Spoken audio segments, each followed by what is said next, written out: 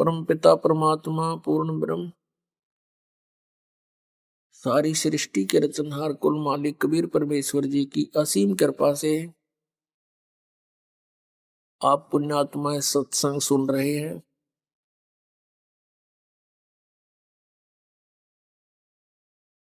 सत्संग में आने से प्राणी को ज्ञान होता है कि मनुष्य जीवन किस लिए प्राप्त हुआ, इसका उद्देश्य क्या था, हम कर क्या रहे थे, हमने करना क्या चाहिए था। ये सब जानकारी सत्संग से होती है। हम यहां जन्मते मरते हैं। जन्म तो ठीक मान लें भाई, चलो जन्म हो गया, कोई बड़ी बात नहीं, अच्छी बात है। लेकिन मृत्यु क्यों? सारा जीवन हम जिन मकानों महलों को बनाने में व्यस्त रहते हैं और अपना जीवन व्यर्थ कर देते हैं, सब बना बनू करके, और बनाते बनाते बीच में मृत्यु हो जाती है। ये ऐसा क्यों हो रहा है? जब तक हमें तत्व ज्ञान प्राप्त नहीं होता तो हम सभी को अज्ञान रूपी मोतियाबिंद होता है। परमेश्वर स्वयं आते हैं, वो इस अज्ञान रूपी मोतियाबिंद का ऑपरेशन करते हैं। वो स्वयं वैद्य हैं, वो स्वयं ही तत्वदर्शी संत हैं। उनके अतिरिक्त कोई भी आध्यात्मिक ज्ञान को नहीं जान सकता, या फिर जिसके ऊपर परमेश्वर स्वयं ही रजा बख्शते हैं वही जीव परमात्मा के उस तत्व ज्ञान से परिचित हो पाता है।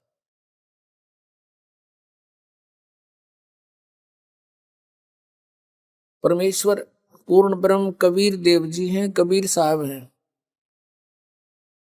कौन से कबीर देव?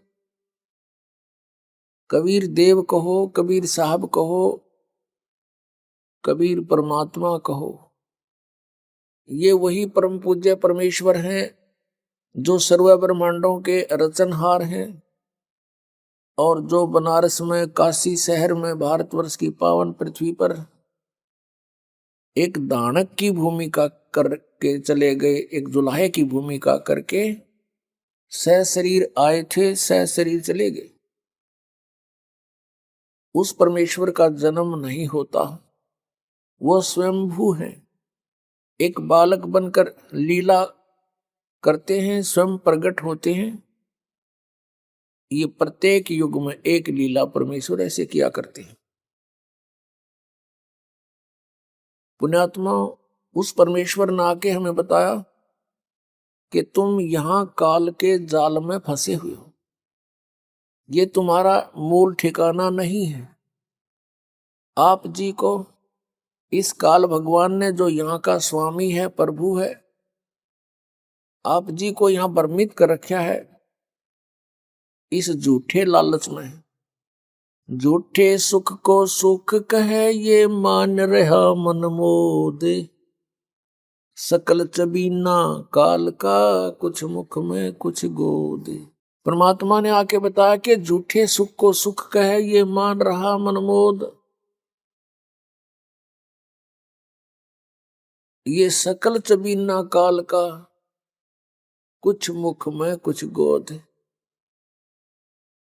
आप प्रतिदिन सुनते हो, समाचार पत्रों में भी पढ़ते हो,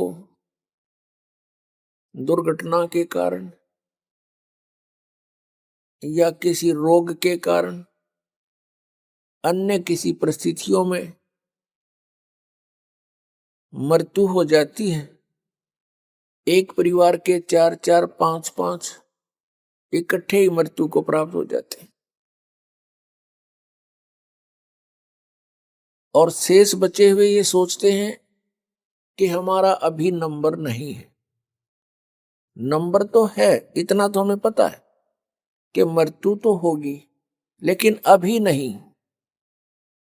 ये अभी नहीं वाली जो हमारे अंदर एक घर कर गई है बात, ये हमारे लिए बहुत भयंकर है,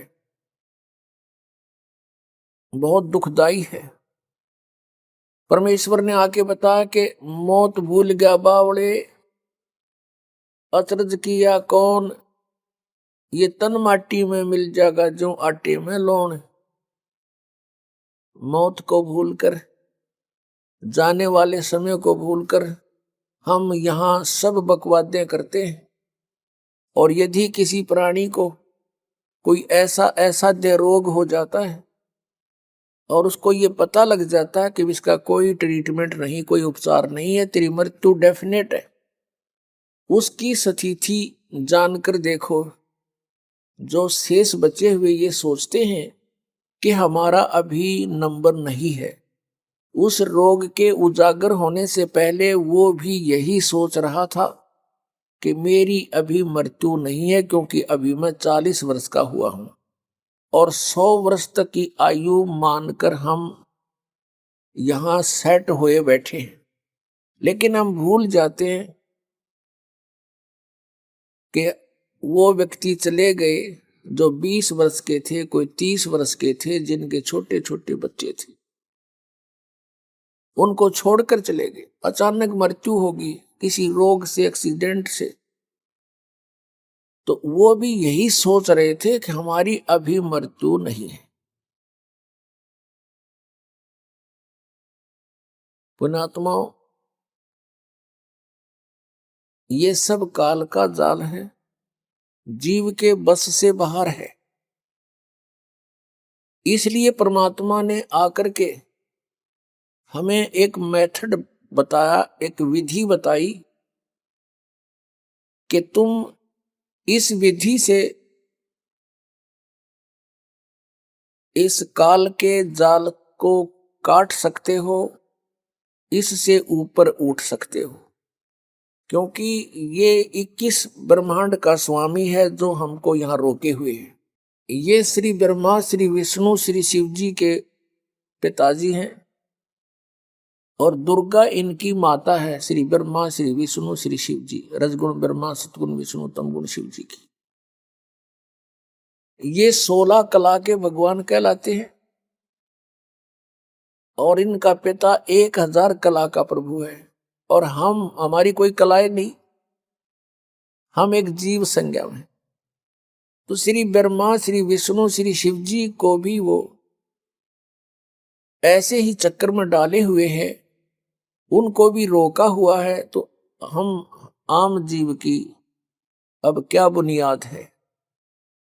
1000 कला का मालिक ये काल है, तो हमने उस असंख्य कला के मालिक की शरण ग्रहण करनी पड़ेगी। उस असंख्य कला के स्वामी के आड़ में, ओट में, उसके सहारे से हम इसके काल के लोक को पार कर सकते हैं।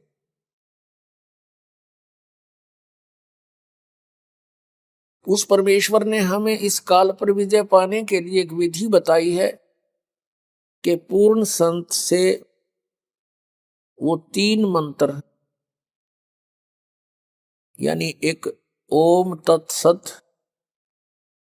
और प्रथम जो आपको दिए जाते हैं वो 7 मंत्र, इन सभी का सहयोग हमने लेना होगा इस काल के जाल से निकलने के लिए। इनके अतिरिक्त हम कोई भी साधना करते हैं, किसी भी मंत्र का जाप करते हैं, वो यूजलेस है। श्रीमद् भगवत गीता अध्याय नंबर 16 के श्लोक नंबर 23 में कहा कि अर्जुन, शास्त्र विधि को त्याग कर जो मनमाना आचरण करते हैं, यानी मनमानी पूजाएं करते हैं, उनको न तो सुख होता है, न उनकी कोई गति होती है, और न ही कोई सिद्धि को प्राप्त होती है, अर्थात व्यर्थ। फिर श्लोक 24 में तुरंत कहा कि इससे तेरे लिए अर्जुन शास्त्र ही प्रमाण है।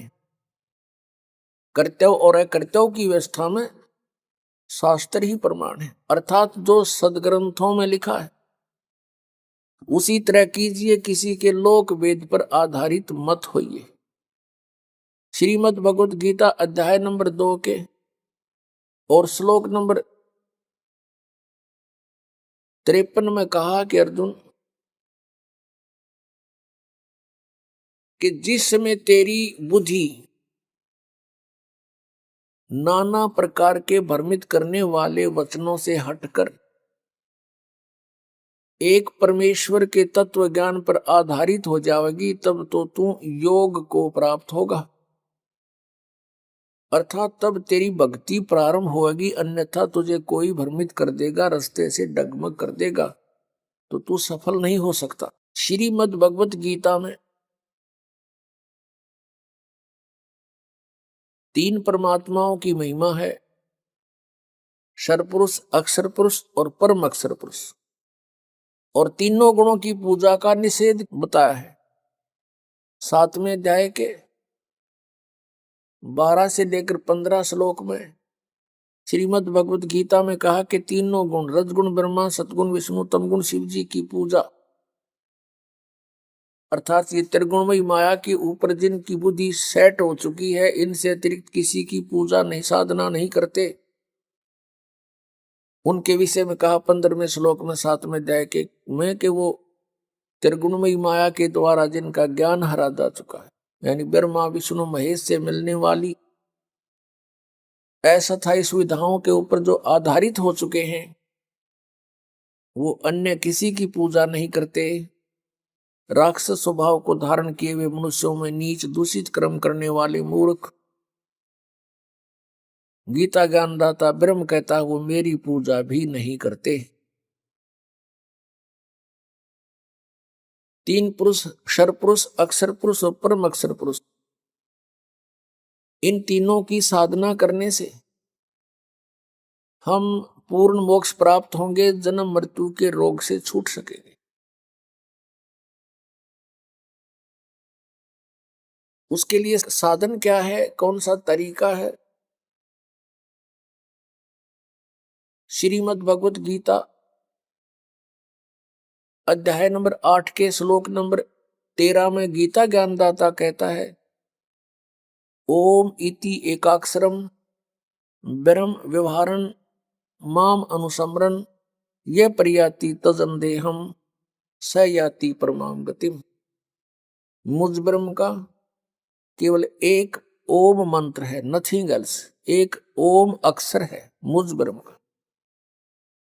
उच्चारण करके सिमरण करता हुआ यह प्रयाति तजंदेहम, जो शरीर छोड़कर जाता है, अर्थात अंतिम श्वास तक ओम का जो जाप करता हुआ जाता है, स याति परमाम गतिम, वह परम गति को प्राप्त होता है। कौन सी परम गति को? जो ओम से होने वाली है। ओम के जाप से, ये ब्रह्म का जाप है, सरपुरुष का जाप है, इससे क्या प्राप्ति होगी, क्या उपलब्धि होगी? कि ब्रह्मलोक प्राप्ति होगी। गीता जी अध्याय नंबर 8 के श्लोक नंबर 16 में कहा कि ब्रह्मलोक पर्यंत भी सभी पुनरावर्ती के अंदर हैं, वहां गए हुए प्राणी भी जन्म मृत्यु में आते हैं। ये पूर्ण मोक्ष नहीं है, और जब तक पूर्ण मोक्ष नहीं होगा तब तक जीव को परम शांति नहीं हो सकती। जैसे गीता अध्याय नंबर 8 के श्लोक नंबर 16 में इन अनुवादकर्ताओं ने यहां गड़बड़ी कर रखी है। इसमें लिखा है कि उनका अनुवाद ये है कि ब्रह्मलोक पर्यंत सभी पुनरावृत्ति में है अर्जुन, अर्थात ब्रह्मलोक में जाकर भी वापस आते हैं। इन्होंने अनुवाद किया कि मुझे प्राप्त प्राणी का फिर जन्म नहीं होता, या अनुवाद गलत कर दिया। उसका अर्थ ये है, जो ये नहीं जानते कि मुझे प्राप्त होकर भी पुनर्जन्म है अर्जुन, उनका फिर भी पुनर्जन्म है। जो ये नहीं जानते वो प्राणी मुझे प्राप्त होकर भी बार बार जन्म मृत्यु को प्राप्त होते हैं। यदि उनके अनुवाद को यहाँ सच्चा माने कि गीता ज्ञानदाता ये कहता है कि मुझे प्राप्त प्राणी का पुनर्जन्म नहीं होता, तो गीता अध्याय नंबर 4 के श्लोक नंबर 5 और 9 में, गीता अध्याय नंबर 2 के श्लोक नंबर 12 में, गीता अध्याय नंबर 10 श्लोक नंबर 2 में गीता ज्ञानदाता कहता है, अर्जुन तेरे और मेरे बहुत जन्म हो चुके हैं, तू नहीं जानता मैं जानता हूं। मेरे जन्म और कर्म अलौकिक है। तू और मैं और ये सभी सैनिक राजा जन पहले भी थे, आगे भी जन्म होगा। ये ना सोच कि हम वर्तमान में ही हैं। इससे सिद्ध हो गया कि गीता ज्ञानदाता जो ब्रह्म है, सरपुरुष है, इसके भी जन्म मृत्यु होती है, ये अविनाशी नहीं है। फिर गीता जी अध्याय नंबर 8 के श्लोक नंबर 16 में ये अनुवाद करना कि मुझे प्राप्त होकर फिर जन्म मृत्यु नहीं होती, ये अनर्थ किया इन्होंने। अपने आत्माओं, गीता अध्याय नंबर 8 के श्लोक नंबर 1 में अर्जुन ने पूछा कि प्रभु आपने जो गीता अध्याय नंबर 7 के और श्लोक नंबर 29 में जिस तत्परम के बारे में कहा है कि जो व्यक्ति यहां जरा और मरण से छूटने का ही प्रयत्न करता है, वो तत्परम से, पूरे अध्यात्म ज्ञान से और सभी कर्मों से परिचित हो चुका है।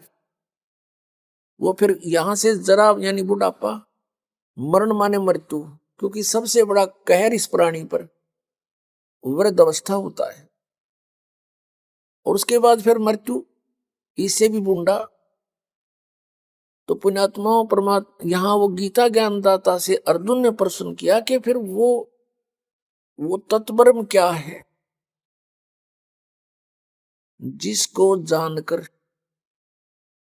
फिर प्राणी केवल जरा और मरण से छूटने का ही प्रयत्न करता है। उसके विषय में 8वें अध्याय के 3 श्लोक में उत्तर दिया कि वो परम अक्षर ब्रह्म है।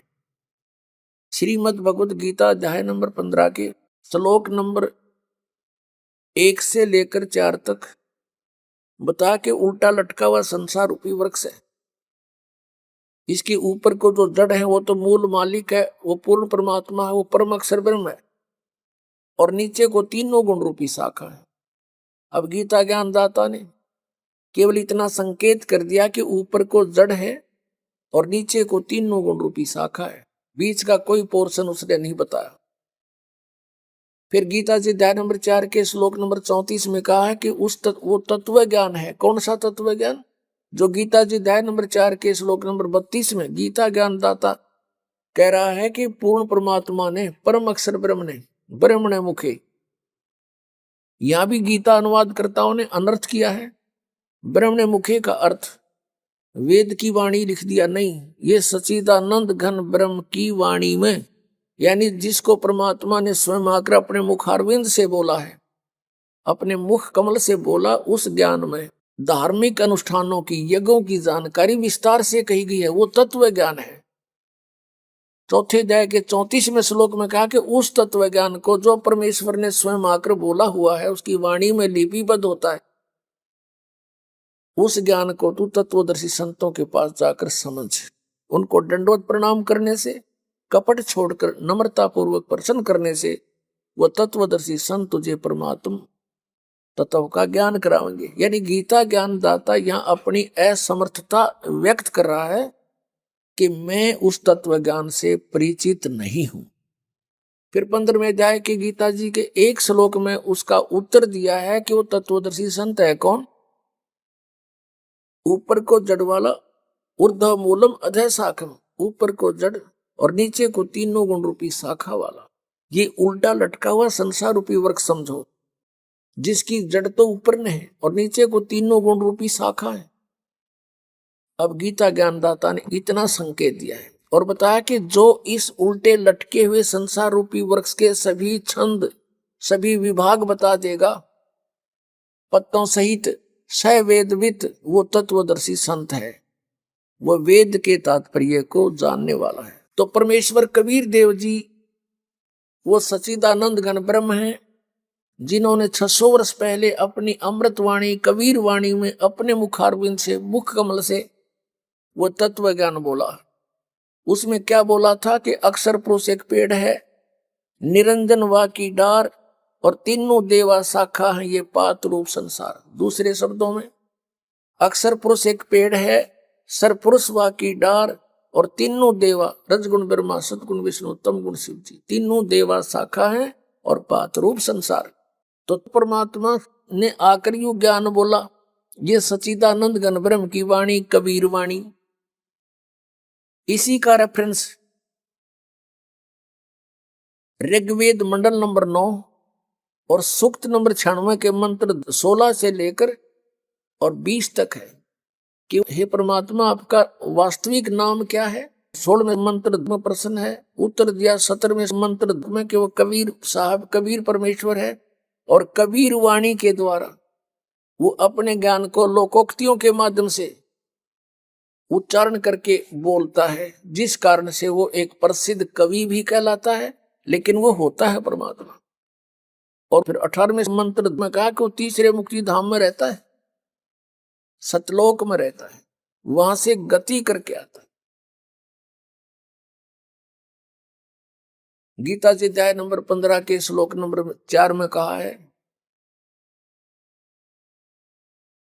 कि जब तत्वदर्शी संत आपको मिल जावे, उसके पश्चात परमेश्वर के उस परम पद की खोज करनी चाहिए, जहां जाने के बाद साधक फिर कभी लौटकर संसार में नहीं आता। और जिस परमेश्वर ने सारे ब्रह्मांडों की यानी संसार रूपी वृक्ष की रचना की है, और मैं भी उसी की शरण में हूं, केवल उसी की भक्ति करनी चाहिए। अनन्य मंत्र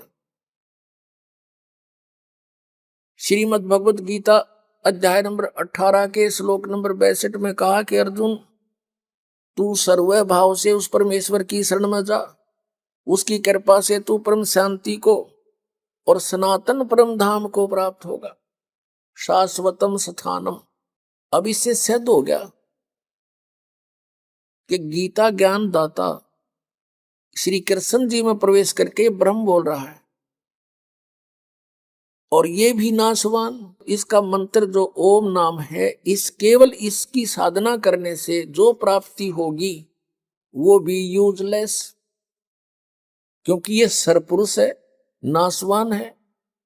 अध्याय नंबर 15 के श्लोक नंबर 16 और 17 में 3 प्रभु बताए, सरपुरुष, अक्षर पुरुष और परम अक्षर पुरुष। परम अक्षर ब्रह्म जो 8वें अध्याय के मंत्र 1 का उत्तर 8वें अध्याय के 3रे श्लोक में दिया गीता ज्ञानदाता ने कि वो परम अक्षर ब्रह्म है। तो गीता जी अध्याय नंबर 15 के श्लोक नंबर 16 में 2 पुरुष, सरपुरुष और अक्षर पुरुष की जानकारी है। सरपुरुष है ये जो ये ब्रह्म है, ज्योति निरंजन काल है, 21 ब्रह्मांड का स्वामी है, इसका ओम नाम है। फिर अक्षर पुरुष ये 7 संख ब्रह्मांड का स्वामी है,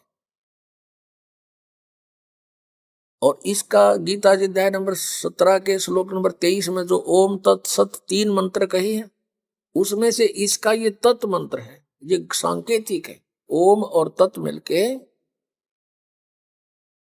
यह 2 अक्षर का सतनाम बनता है। और तीसरा जो सत्य है वो सारनाम की तरफ संकेत है। ये तत् भी कोड वर्ड है और सत भी कोड वर्ड है, क्योंकि गीता ज्ञानदाता ने ऑप्शन छोड़ दिया है कि मैं नहीं जानता उस परमात्मा के पाने की विधि, तत्वदर्शी संत बताओगा। अब जो प्रसंग चल रहा है कि शास्त्र विधि को त्याग है, जो मनमाना आचरण करते हैं उनको कोई लाभ नहीं होता। गीता जी अध्याय नंबर 16 के श्लोक नंबर 23 में और 24 में स्पष्ट कर दिया कि इससे तेरे लिए कर्तव्य और अकर्तव्य की व्यवस्था में सदग्रंथ ही प्रमाण है, किसी के लोक वेद पर विश्वास मत करना। तो यहां जो गीता जी अध्याय नंबर 15 के श्लोक नंबर 16 में कहा है कि सरपुरुष और अक्षर पुरुष ये 2 प्रभु हैं, 2 पुरुष हैं, और इनके तथा इनके अंतर्गत जितने प्राणी इनके ये सब नाशवान है। जीव आत्मा किसी की नहीं मरती, हो तो कुत्ते गधे की भी नहीं मरती। 15वें अध्याय के 17वें श्लोक में तुरंत कहा कि उत्तम पुरुष है तू अन्य, परमात्मा इति उदाहरते है, ये लोग तरम आविश्य विवर्ती अवैश्वर। 8वें अध्याय के प्रथम मंत्र का उत्तर जो तीसरे में दिया है 8वें अध्याय के में, वो परम अक्षर ब्रह्म है, वो गीता ज्ञानदाता से अन्य है और सुप्रीम पावर है। यहां गीता अध्याय नंबर 15 के श्लोक नंबर 17 में उसी की तरफ संकेत है कि उत्तम पुरुष है तू अन्य परमात्मा इति उदाहरते, और उसको भगवान कहते हैं। और वही तीनों लोकों में सबका प्रवेश करके सबका धारण पोषण करता, वो है वास्तव में अविनाशी परमात्मा। तो यहां जैसे संसार रूपी वृक्ष के जड़ से मूल से पूरे पेड़ को आहार प्राप्त होता है, तो सबका धारण पोषण करने वाला कौन हुआ? जड़ हुआ, मूल हुआ। और वो मूल कौन है? वो परम अक्षर ब्रह्म है, वो परम देव पुरुष है। तो वो सबका तीनों लोकों में प्रवेश करके सबका धारण पोषण करता है वो परमात्मा। कौन? परम अक्षर ब्रह्म। अब हमने ये साधना देखनी है कि किस साधना से हम जन्म और मृत्यु के रोग से मुक्त होंगे और सदग्रंथों में प्रमाण हो वही सफल होगा। अब गीता जी अध्याय नंबर 15 के श्लोक नंबर 18 में फिर इसने थोड़ी सी टांग अड़ाई है गीता ज्ञानदाता ने, लेकिन उसने बोला तो ठीक है, समझने वाले उसको गलत समझ जाते हैं। 15वें अध्याय के 18वें श्लोक में कहा कि मैं लोक वेद के आधार से पुरुषोत्तम प्रसिद्ध हूं, क्योंकि मेरे अंतर्गत जितने प्राणी हैं मैं उनसे उत्तम हूं।